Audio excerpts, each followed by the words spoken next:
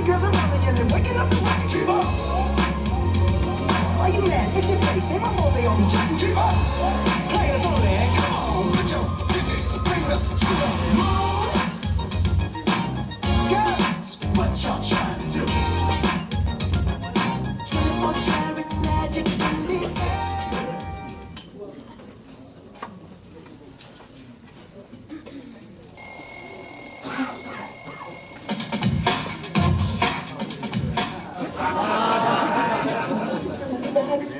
It's kickoff day.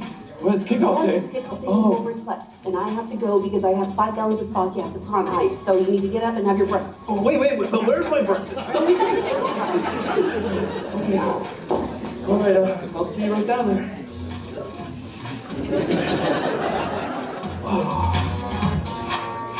I go to work like a doctor. When I rock the mic, you got to like the way I operate. I make miracles happen just from rapping. I'm so lyrically potent, and I'm floating and exploding all the same. Oh, yeah, you got this.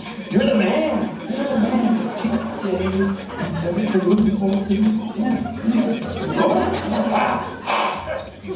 Hang up to the left of me, cause my right hand man is my mic stand and the microphone that I own, and my game plan is keeping that steady pace. Ain't no reason to rush, it ain't no race. I'ma hit the top just when I wanna, and it's a matter of time, and I'm gonna, cause I know when to go ahead, enter the classic multi rap that sent you running around, holding your head, asking your homeboy, yo man, you heard what he said? Another fucking rhythm. Look at your man and give him a high five, cause I'm live running around with him, telling everybody hanging out on the block, it's time to wake up and check the clock. Punch it. I go to work.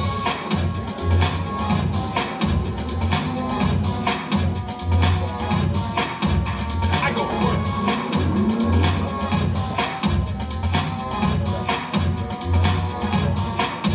I go to work like an architect. I build the rhymes and times and climb so erect. Skyscrapers look like atoms, cause electrons rolling in patterns, writing out words after word with each letter. It becomes visibly on the microphone. Daddy's home, so open the door. Playtime is over. Time to go to work and show the suckers in the place who run their face. A taste of the bass and who's the ace? Start the race.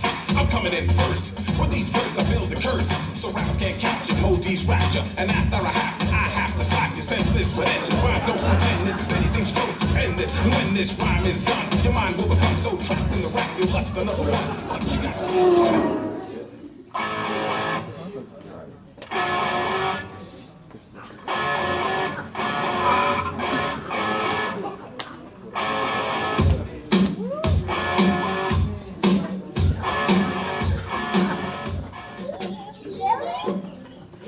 What are you doing? My car broke down. I'm trying to get to the kickoff. Okay, I'll see you there.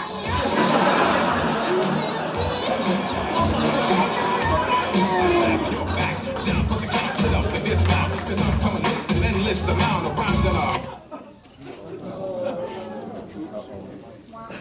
like a flurry, a collage, a camouflage, a power punch, but don't worry, knowledge is an antidote. I got hands to smoke, right, that speed and light with design. I wrote rhymes on the level, so you can't relate unless you're intelligent. So stay awake.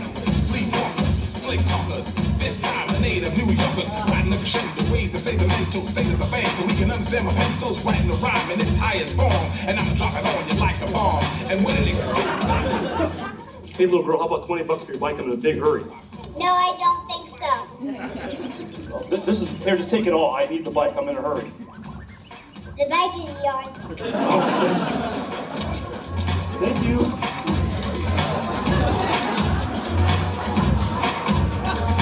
To say rap is not work is ludicrous. Whoever said it must be new to this. When you hear me, you compare me to a prophet, not merely. Damn it, this is too slow. Each rhyme's a dissertation. You wanna know my occupation? I get paid to rock the nation. Gotta get to the kickoff. I gotta get down there. I'm late. Hey, hop in, I'll give you a ride. All right, thank you. The back. All right, The back, yes. The back. Yes, the back. We think it is Uber, this is Saturday.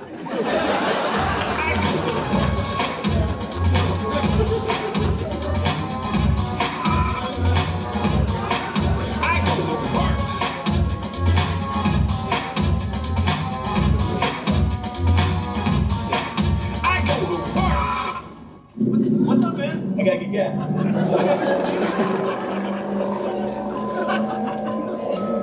Hey, Mom. Oh, yeah. I get time. I got time. Oh, okay. How you doing? Everything all right?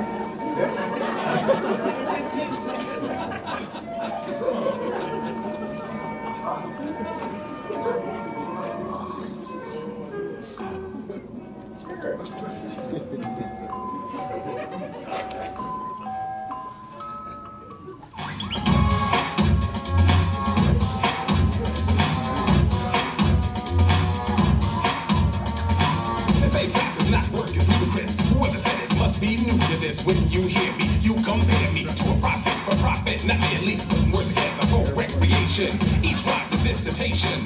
You wanna know my occupation? I get paid to rock the nation. I go to work.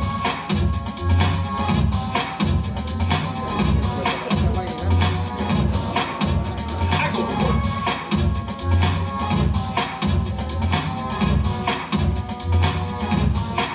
I go to work.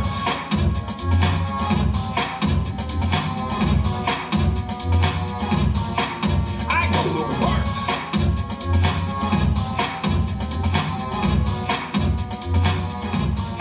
I go to work. Oh, Gary? Gary, let's go, let's go, let's go, let's go.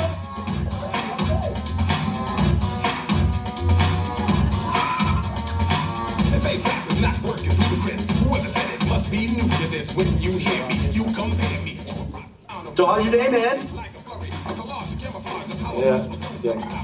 Let's just go. I'm really good. No, don't worry. It's a good day, but Don't worry, we'll get you there, man. We'll get you there. All good. hold on 1 second. I'm just gonna. You mind if I take a quick call, real quick? Yeah, it'll be real fast. It'll be real fast. Hey, babe, how's it going? Wait, whoa, slow down. Wait, what? What? This is the right way. Don't worry. No, I never said that. I never said. Babe, I'm sorry. I never said that. I did say that though.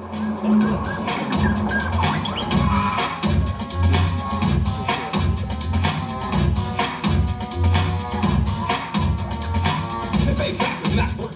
What, no tips? Must be new to this. When you hear me, you compare me to a prophet, for profit, not merely putting words together for recreation. Each rhyme's a dissertation. You wanna know my occupation? I get paid to rock the nation. I go to work.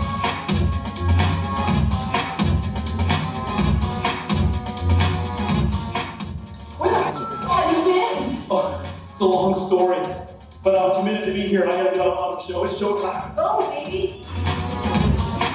I go, ladies and gentlemen.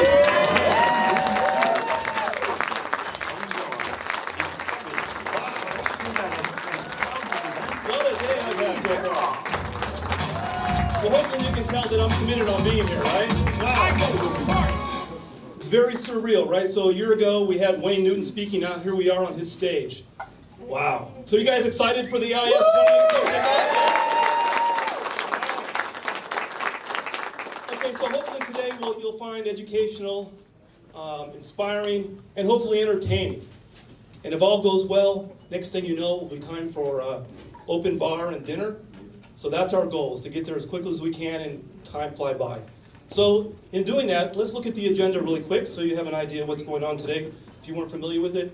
We have myself and then 3 executive management members that will get up and speak. We'll take a break right around 3:17. I know that we're trying to be precise as we can. And then we'll have the rest of our executive management team. We will then have Kyocera keynote speaker, one more break, and then our main speaker, which I'm very excited to hear from today. And then some closing remarks. We'll do our sake barrel ceremony, as we traditionally do in this venue. And then we will pack up and we'll go across the street to his estates. So how's that sound so far? So let's recognize a few guests that we have here. We have Yukio Ikeda, he's the president of Kyocera. We have Doug Angel, the Western Area Sales Manager. Scott Drew, Air Sales Manager. And then from Great America, we have Doug Grimm, VP and General Manager. And Lindsay Bohan, VP and General Manager. And Nate Langford, Director of Vendor Relations. And then our special guest, we have Lee Cockerell, and you'll learn more about him in a little bit. And I want to say to our super duper special guests that we have here, which are all our staff members, I thank you for being here. I know it's a Saturday and it's a lot to commit to, but thank you for being here. And then the super duper special guest, are all the spouses and significant others that are here. Thank you for being here on Saturday. I think you're going to enjoy it, right? Yes? Okay, so you guys saw how I got here today. It was quite the day, right? But how did we get here as a company? So we were founded in 2002, so this year, in 2017, this past year, we celebrated our 15th year birthday, right? Fantastic. And I'll say a pivoting moment after that is 2012, when we decided that we were no longer going to be a copier commodity company. We're going to be a technology company that leverages customer service. That's what we're here to do. And that's when we said we're going to cross the Rubicon, which means there's no turning back.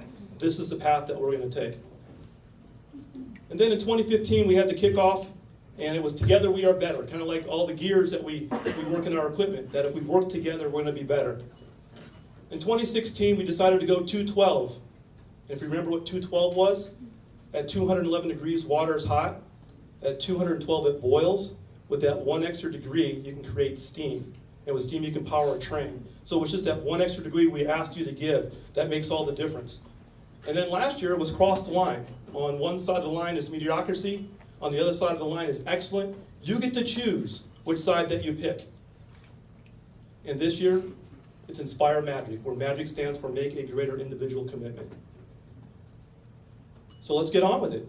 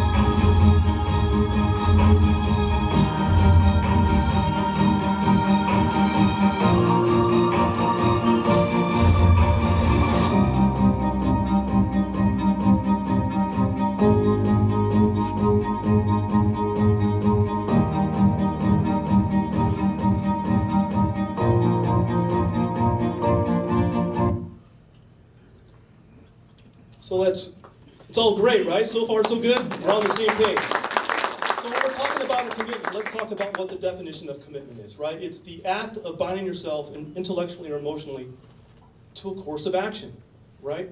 So commitments are very powerful because they influence how you think and how you act and how you talk. And a meaningful commitment can serve as a script to help give you guidance in life when things get tough. And make no mistake about it, at some point in life, everyone thinks about quitting. But unfortunately, most people quit when they think about quitting, which is why they seldom succeed at things. So whether it's in a relationship, careers, fitness, health, or personal improvement, there'll become a time where you want to give up. But now the key is to anticipate that moment and not let that fear of quitting overpower your commitment. Now we understand the definition. What's some smarter people than me? What would they say about commitment? What about Abe Lincoln? A commitment is what transforms a promise into a reality. Certainly makes sense. And what about Ken Blanchard? He's a very well-known business analyst. There is a difference between interest and commitment. When you are interested in doing something, you do it only when it is convenient. When you are committed to something, you accept no excuses, only results. So we get it. I think we get what commitment is. But what am I asking you guys to be committed to? What do we need to be committed to? It's what makes us different, and we're going to call it the customer experience. Or sometimes we'll refer to it as customer X. And you may say, well, we have good customer service.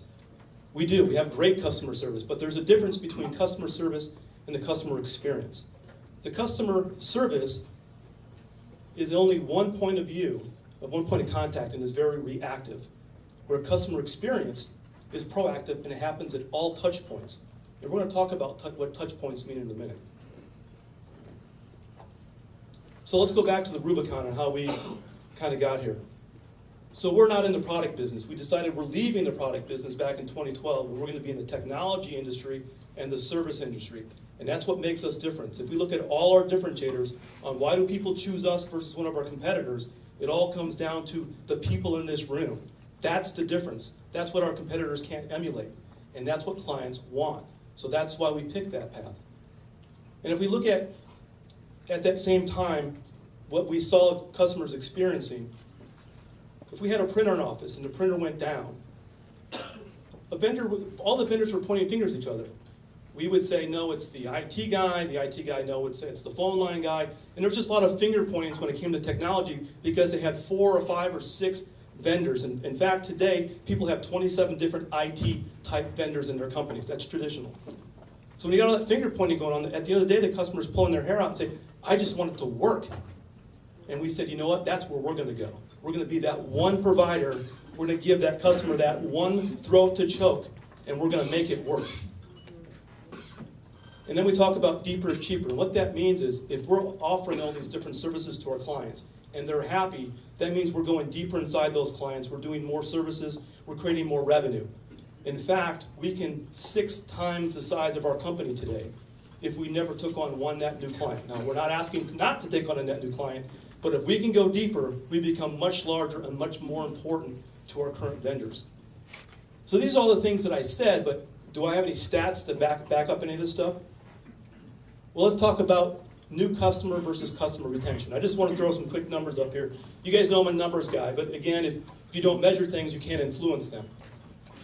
It costs 5 times more to attract a new customer than to keep an existing one.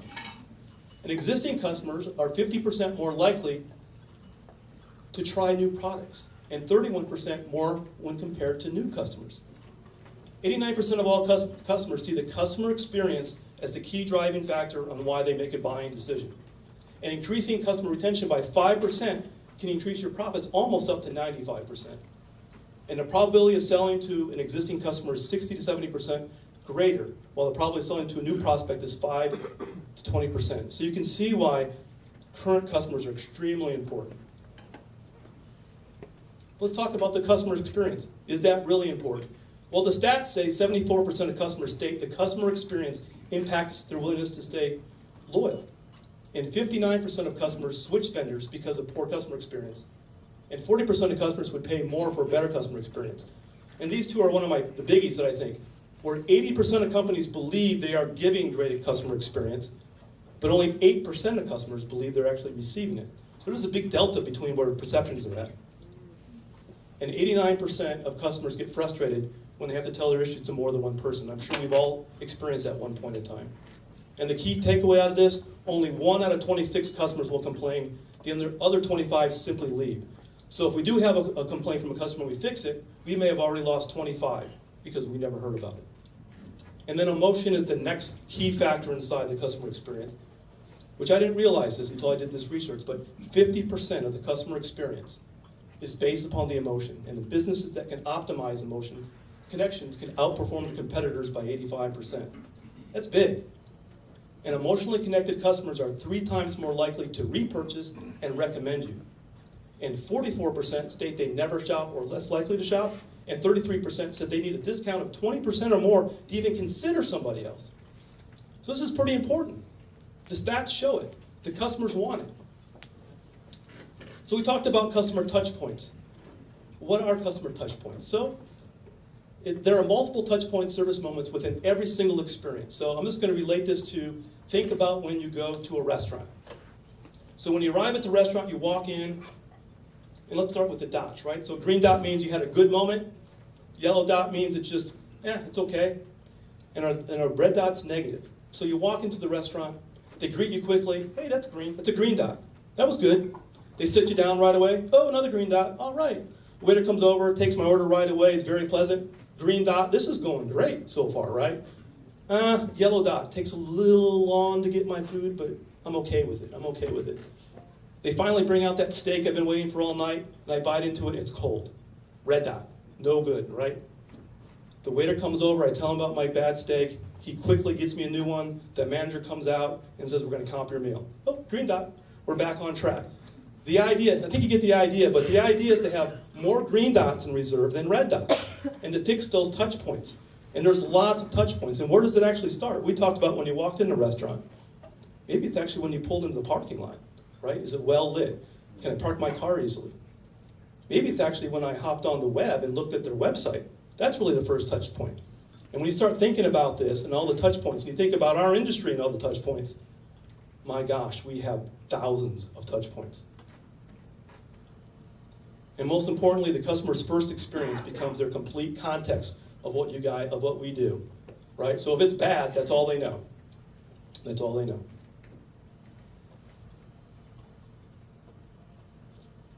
So we're asking to be committed to the customer experience culture.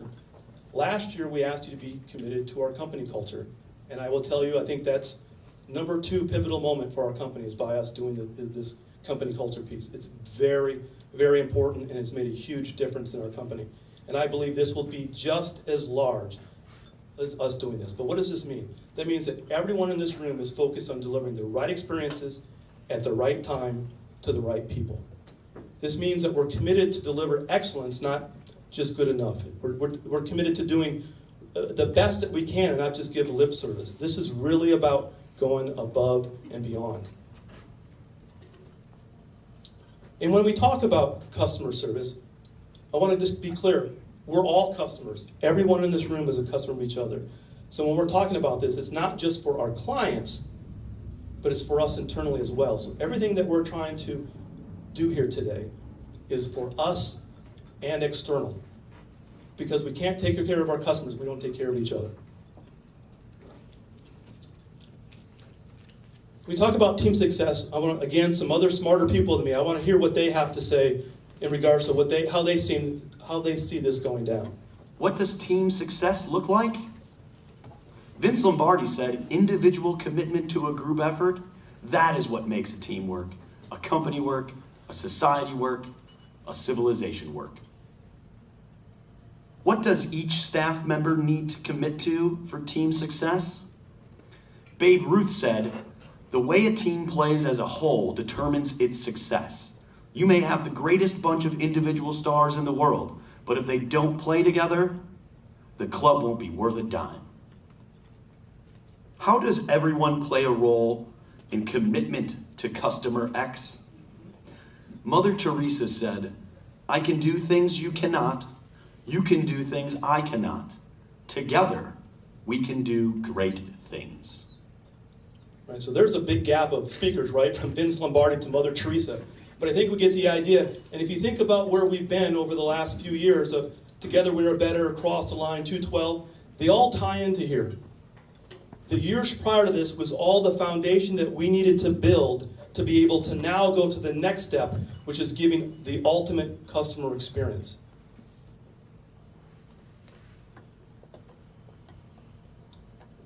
So let's think of who are some leaders when it comes to delivering wow or wonderful customer experience. I'm sure everyone here can think of a few that come to mind, a few companies that come off pretty quickly. You're like, yeah, they do a great job. Well, one that comes to mind for me is Disney. And when I did the research about Disney, I found out that they have a 70% first-time customer return rate, which is the highest in the industry. So obviously, they're doing something that's pretty magical to keep people coming back. And then I found out they actually have training. They actually have their own Disney University that they put all their people through to make this happen. And then I was talking to some Disney people, and they told me, we have a saying, it's not our fault, but it's our problem. And I'm like, well, I think you said that wrong, because I hear it all the time. It's not my fault. It's not our fault, and it's not my problem. I hear that a lot. And they're like, no. It's not our fault, but it is our problem. I'm like, well, can you give me an example of that? And they go, yeah, we have lots of great examples, but here's a good one. Here's a good one. Think about yourself coming to Disney, and you have got all the kids in the car, and you're just stoked about getting there, right? And the kids are bouncing off the ceiling of the car. And you get to the park, and you just dashed, you're in. You may not have realized it, but when you pulled in, they gave you a little parking ticket, right? It actually told you where you parked. But what did you do with that ticket? Probably. You just threw it on the dash and just ran up into the park, right? Well, they've also done some other things to help you kind of remember where you park. When you pulled out, or when you pulled in and you parked, there'll be a little character indicating what parking lot you're in. And Disney found that kids remember characters, so they put characters there. But then they went one step past that. Then they color-coded it. Well, why colors? Because women tend to remember colors. And then they took one step further and then put a number. Why a number? Because men usually remember numbers. So Disney, all of a sudden, to help fix a problem or eliminate a problem, has given you a ticket and given you a number, a letter, and a color on where you parked your car. Right? They've done a lot to ensure you don't lose your car. Well, guess what happens every night when people are done, the kids they're off their sugar high, and you're carrying them out and they're just slobbering all over you, and you're just arguing, and I just want to get to the car. Honey, where did you park the car? I didn't park the car, you parked the car. So you walk over to a Disney representative and say, my wife lost the car, I'm not sure where she parked it. Can you help me find it? And they say, sure, can you? And they go through the whole thing. You remember the letter, number? No. What kind of car did you have? Oh, it was a white rental. Oh, okay, that helps a lot. Okay, great. Can you tell us what time you were there? And more often than not, people remember roughly when you got to Disney, because you may have checked it on Facebook, or you just have an idea. And Disney actually has another system that if you can tell them roughly when they're parked, they can take you right to your car. So he tell them what time you pulled in, they load you up in their van, and they drive you right to the car, and then you go, wow, how did you guys do that? And what's their answer? It was magic, right? It was magic. But it wasn't magic. You see how much work they did to make that happen? And couldn't you easily say, hey, it's not our fault you lost the car. It's your damn car, right? You lost it. But they've done one thing after the other to make sure they fix that problem. That's the type of solutions that I want inside our company. It's not our fault, but it's going to become our problem. And Disney did this, not by accident. It wasn't by magic. It takes a lot of work, which is why they have that Disney University. It takes a lot of work to make it happen. And how do I know? Well, I graduated from Disney University last week. And so did our executive management team. We all graduated. So what does that mean? Is it all fixed? Nope. Not at all. What did we realize? Yeah, we have to intentionally design this, we have to intentionally deliver it, and we have to intentionally recover when we make a mistake. What we found out is, what we didn't know, we now know. So no, we're now, I'll call it consciously incompetent, because we have a lot to do. Not that we weren't delivering great customer service, because I'll tell you, I think we have the best customer service in our industry, way above our competitors. But we're talking about a customer experience. That's different. That's going to separate us from the competition. In fact, Disney will, if you ask Disney who their competitors are, they say they don't have any. And you say, but wait a minute, let's think about Disney in California. You got Magic Mountain, you got SeaWorld, you got Universal Studios, you got Knott's Berry Farm. Those are all competitors.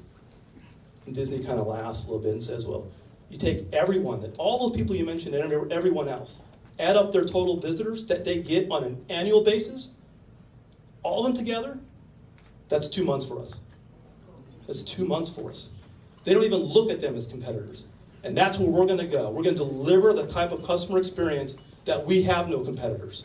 When we crossed the Rubicon, we lost most of our competitors. And when we execute this, we're going to leave the rest behind.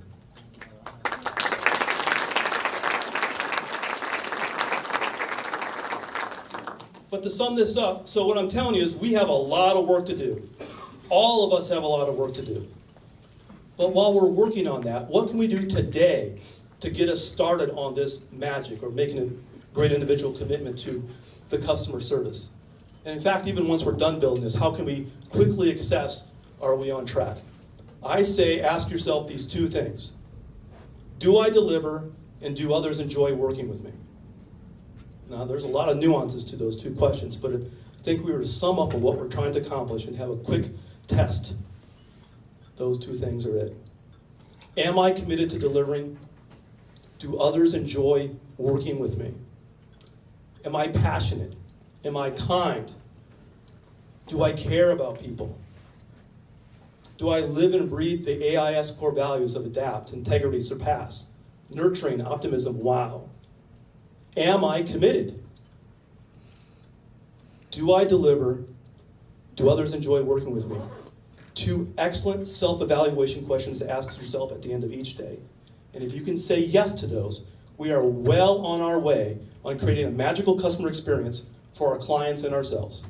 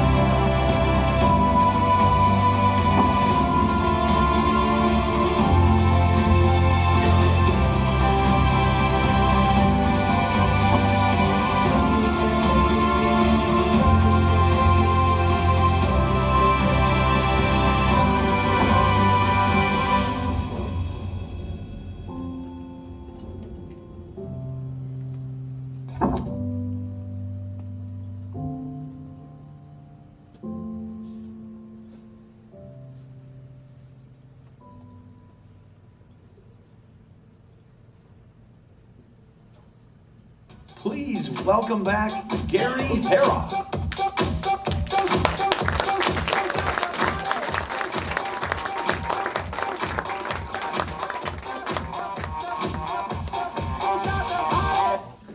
Don't stop the party. We're not going to. We're going to talk about numbers for a little while. Yeah? Yeah! Talking about partying, this is the good time now. Again, if we don't measure it, we can't influence it, but we're all here for a reason, right? We're still, ask Disney, they're a for-profit company. They won't hide that fact. We're a for-profit company.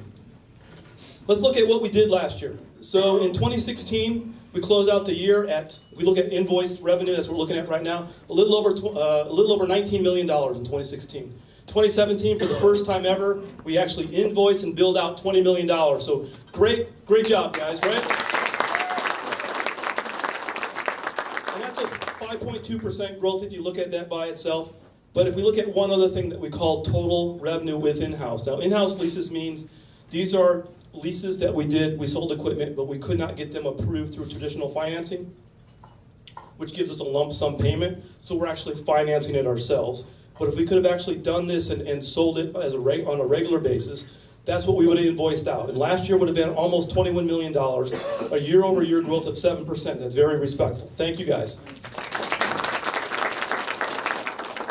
If we look at our revenue trend over the last 5 years, 2013 would have been the first year after we crossed the Rubicon to today. We've increased our company size by 50%. So great job. Our budget this year is for $23.5 million. How about our headcount? Have we been growing? Well, yes, we have. 2016, we finished at 71 employees.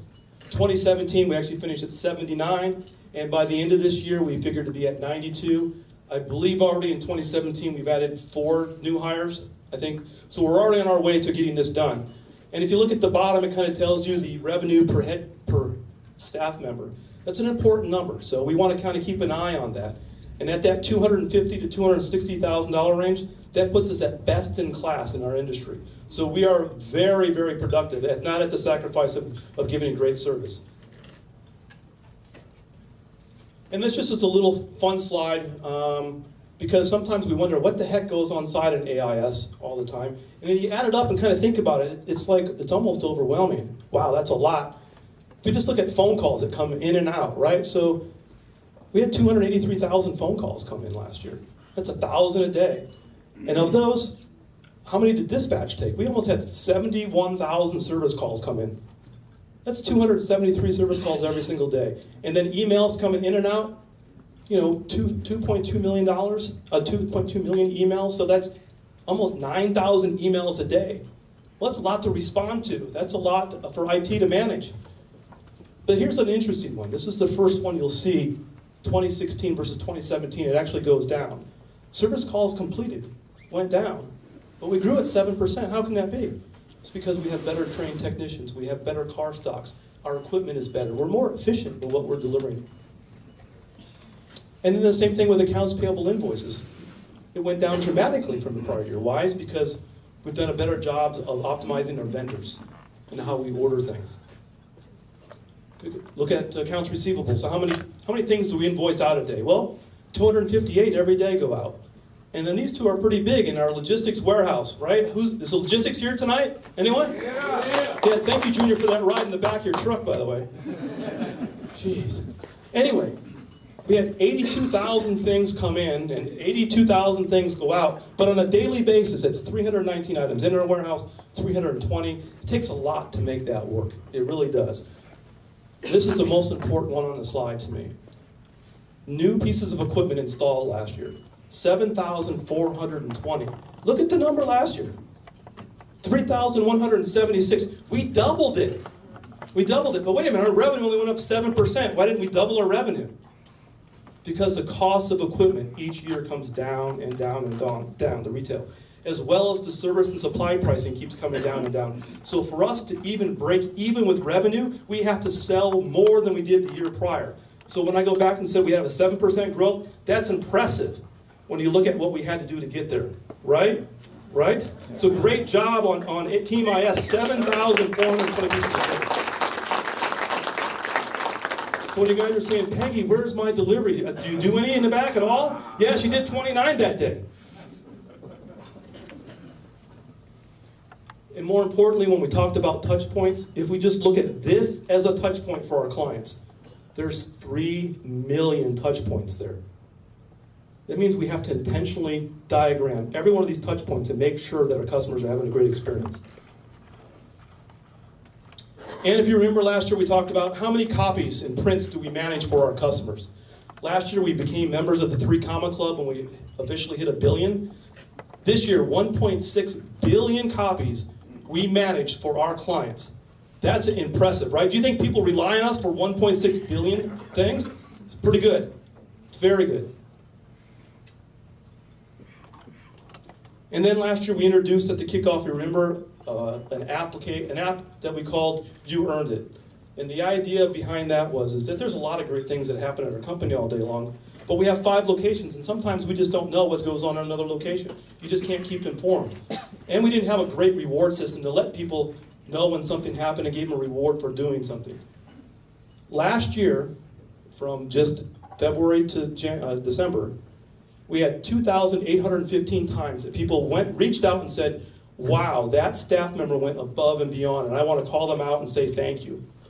And when you do that, you also give them points that they can redeem for rewards. And we gave out 444,000 points last year. If you look on the left-hand side of the screen, you'll see these are the people who received the most recognition. Not the points, but how many times were they given recognition for doing a great job. You have Dulce, Valerie, Carrie, and Tasha, and Jessica, the top 5. I want to say great job to you guys for doing that. You guys are doing a great job. And then great job to our staff on the right-hand side who see what goes on here and gives recognition. From Christina, Rosa, Steve, Peggy, and Carlos, thank you for taking time to say thank you to your team members. And when we give out these rewards, we also know what core value that you're actually hitting. And if you see the core values that we seem to hit a lot, surpass and wow, which are very similar, about 60% of the time, or a little over 60% of the time, that means we have the spirit of customer experience inside of us.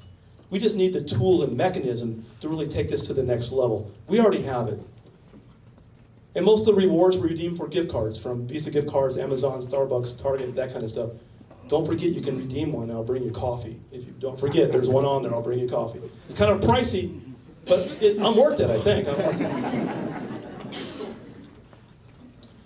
And then Net Promoter Score, kind of want to talk about this because this is important on customer experience. The Net Promoter Score is a separate surveying company that at the point of every service call and every sale, we send out a survey to a client. It has the most important question is, would you have a family member, would you recommend a family member or friend to AIS? That's the question. And they can give us anywhere from a 0 to a 10. Anywhere from a 0 to a 6 is actually a negative. That means we're actually not doing that great. And we get a negative 1 point for that. Negative 1. If we deliver a 7 or 8, 7 or 8 is just average. We get 0 points. To get a point, we have to be in the 9 or 10 category. Make sense, right? So you add up all the points, a little formula to that, but let's see where it goes. These are the top people in the country with their NPS score. People like USAA or Costco or Apple. You can see they're in the high 70 range, where the average company in North America is a 10. Where did we finish at? 93.4. And this is a very hard number to give you an example, because this happens more frequently than I'd like. But first off, every time there's a negative survey back, the management team is immediately notified and the customer's called, period. We're very reactive to that. If something bad happens, we're going to correct it. That's a good customer experience already, but that is reactive. But we do it. And sometimes we'll call and say, hey, you gave us a 0 on that. What would you recommend us to a family member or friend? What happened? Because everything else they gave us 10s. Doesn't make a lot of sense, right? 10s all down the chart, but 0 on that one question. And what do we hear? We just don't believe in recommending companies. I don't do that. And they gave us a 0. That impacts our score. We go down because although they love what we delivered, we get a 0. We can't change that. So to maintain in the 90s it's amazing. And consistently, this is where AIS has been. We're doing great. Great job, AIS, right?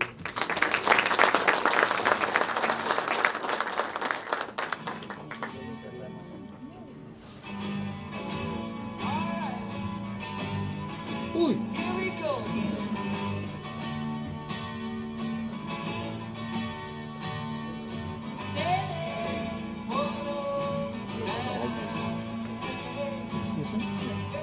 Give a little bit, give a little bit of your love to me.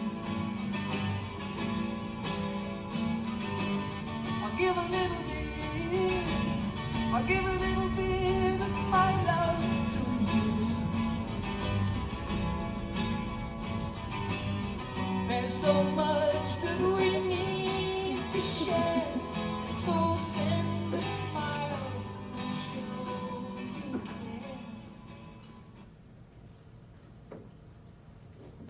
Got a little teary every time I see that, right? we implemented a few years ago, and it's very important to me, and I think it's very important to you, is what we call volunteer time off, VTO. We give everyone in this room 3 days paid off during work time to donate your time, and we really want to make that happen. Last year we had a goal of 300. We hit 300, almost 380 hours, so thank you guys for that. Great job. We didn't have department goals last year, but this year we're going to have department goals. We want to double it.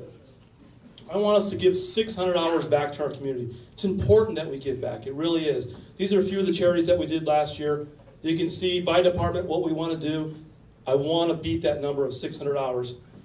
And I think as a compliment to us, I was told just last week that Kyocera has adopted a very similar program inside their company as well, a VTO. So we can actually inspire companies larger than us. So great job, guys.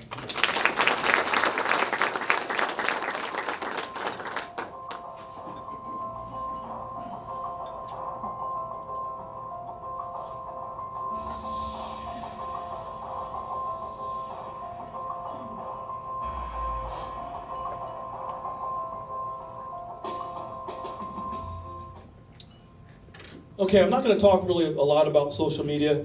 That was our foundation we had to have to at least establish ourselves in the inbound industry. We've done that. We have a solid social media program. The next piece is where we really need to be, and we have to think of ourselves as a regular consumer. When you go to buy, let's just say, I'm going to buy a car. Everyone here goes to Google and starts typing in and doing their research, right? I mean, that's normal. Why would we expect our industry to be any different? And that's what we're building ourselves now, too. And what we've also found out is before our phone ever rings, the customer's already done 70% of their research online. So if we're not online and looking like experts and looking like we're professionals, that phone never rings. The yellow pages don't work anymore, right? Radio ads really don't work anymore. That's not what it's about. It's inbound marketing. So everything we now do at AIS, starting from, really changed our philosophy on how we do this. Starting sometime in July of last year, I read a book that's called They Ask, You Answer. That's really changed on how I looked at inbound marketing. I recommend that book to you because that's our philosophy we're following now. We are now creating blog content specifically for questions that our customers or prospects are asking. So we're doing research, find out when you go online to Google, before you buy a copier or a printer, looking for a managed network service company, what question are you typing? And we're now writing content and education behind that. So when people are typing in and are looking for that, we pop up, and then we're giving them education. Odds are they're going to reach out and call us then. That's what this is about. And some of these stats, because we've also then optimized our website to be able to handle this. We did this in July. Our websites went from 18,000 visitors to almost 30,000. And most of that change happened after July. So next year it's going to be big. We're the only company in our area that we service that has a live chat function on our website. And that's big. And that's another customer experience point. And from that chat, we had 386 chats last year. We actually got 3 deals because we have chat. Think about that. Do our competitors have it? No, they don't. And then another one I want to talk about is text service calls. We finally implemented a system last year, just putting stickers on the machines now, where our clients can actually text the same number, not a different number, to place a service call. We already had 85 coming through that way. I think, again, do our competitors have it? Nope. And it's going to make a difference. It's going to make a difference. So inbound marketing is where we're going. I would highly recommend you read the book, They Ask, You Answer. Another very important piece to our company is our managed network service. It's been a very hard project. It's been lots of years to get to where we're at, but it's really working. I want to share some of those numbers. We had a 330% growth rate. You may not realize it. We've actually closed out 3,514 service tickets through that. It's a lot of service tickets, right? I don't think anyone in this room realized that, other than probably the managed network service department guys. That's how much work we did through that department. And 96% of those tickets were repaired remotely. 37% of the tickets were repaired proactively. In other words, we fixed the problem before the customer knew it was even a problem. And our average repair time was 27 minutes. They actually get a different survey. We can't use the NPS score just because of our partner, Collaborants. They use a different survey system. It's a simple one, 0 to 5 stars. How'd we do? They gave us 4.9 stars. That's fantastic. Great job. Great job, guys.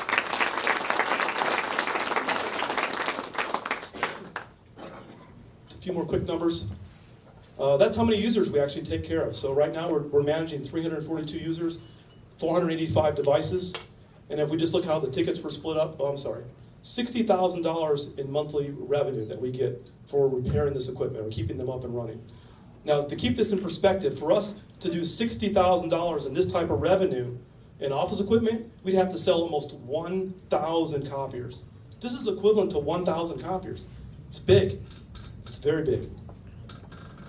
The ticket breakout, that's by users, and this is proactive. It's our revenue that we did in that department last year, almost $1 million.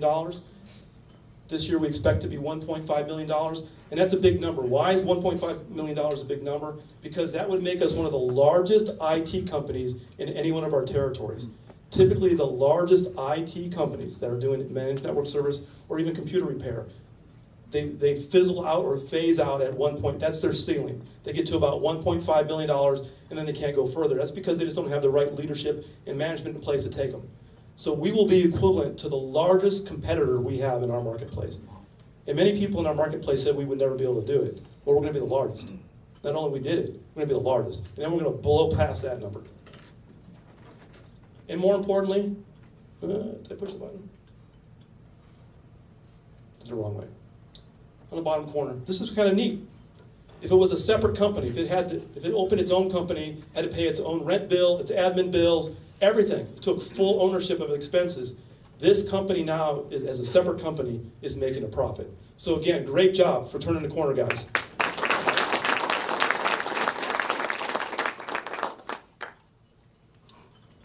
This was a big one, right? We had a remodel last year that really took a lot of wind out of our sails getting this done. Took a long time. We managed our way through it, and it's done, and it's beautiful, right? And in fact, we were nominated for the National Associations of Office and Industrial Parks as one of the best interior designs for 2017. And in fact, we won a merit award for it. And we'll find out on February 21st if we actually won the top award. They're bringing us down there, and it's down between us and one other company, and we find out, did we win? That's a great compliment, right?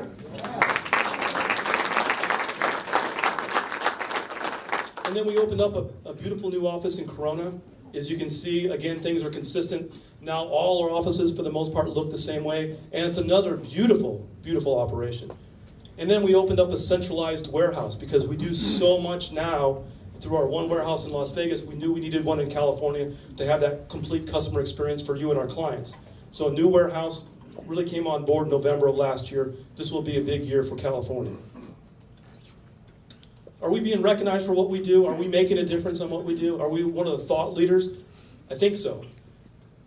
Last month in the December issue of ENX magazine, or a national trade magazine for us, we were picked as the 2017 Elite Dealers. That's a great compliment, right guys? Good job. What was funny was the month before, we were the cover in the main article. So, right? And this was based upon our company culture that we launched in 2017. So, really what we are in this room, we're all the leaders of where things are going. But we are it. This is it. Quickly go through this. Liaison, again, is our internet portal that we keep everyone informed on. We're making an enhancement on Monday. You'll get a link that goes out, and you'll finally have a better way to see the organization. You can see the organization as an org chart. You can drill down by first name. You can do last name. You can do location. You can do department. You can do whatever you want for the most part to be able to quickly find one of our staff members and know how to get a hold of them. And not only will it be on Liaison, which means you have to be on a VPN to get it's ready for your mobile device. You'll be able to stay in touch with everyone at all times. And there's a little about section. You can see down on mine, there's an about. I'm asking everyone when you get your link, please fill out your about section because something exciting will happen next year to kick off if you fill out your about section. But we're also going to give you 1,000 YEI points to do it. So is that worth it? Right? Okay. Wow, did we have a lot of accomplishments, and I'm just going to start from left to right, and we're going to go in deep and dive into all of them. No, we're not. No. Made me sweat when I said that. Are you kidding? I just want to say, we did a lot, and some of our management team will talk about some of these things that we did. And in 2018, I think we have some better things coming on board. And again, you're going to hear some of what's up here from our management team today. And where are we going? Well, you know, my goal is to get us to $100 million. And of course, then once we get to 100 million, we go to 500. We've got to get to 100 first. We've got to get to 100 first. So if we look at this year, at $25 million now, I know you saw the budget, it was 23. How do you magically get to 25? We have 2 potential acquisitions this year. We believe a minimum of 1 will close. If 1 closes, we'll hit $25 million. Then if we grow at 12% a year over the next 10 years, just like that, it's magic. It's easy. $100 million. What does that mean for everyone in this room? That means opportunity. That means growth. That means employment. And if we're one of the leaders, people are going to want to come here. And I can tell you today, probably in this room today, maybe some of our newest hires are our future leaders of the company, people who will be running this company 15, 20 years from today, right? So you have opportunity inside AIS. It's a great company to be for. Can we hit the 100 million? Can we do it quicker than 10 years or 2027? Yes? Yes. So I just want to say, you know, thank you. Hopefully my time at least has flown by and we kind of had some fun together and I inspired you and gave you a little bit of an education. But you know, all I can say is thank you for your hard efforts, in 2017. Thank you for your commitment to 2018 to make it a banner year. Just thank you and God bless.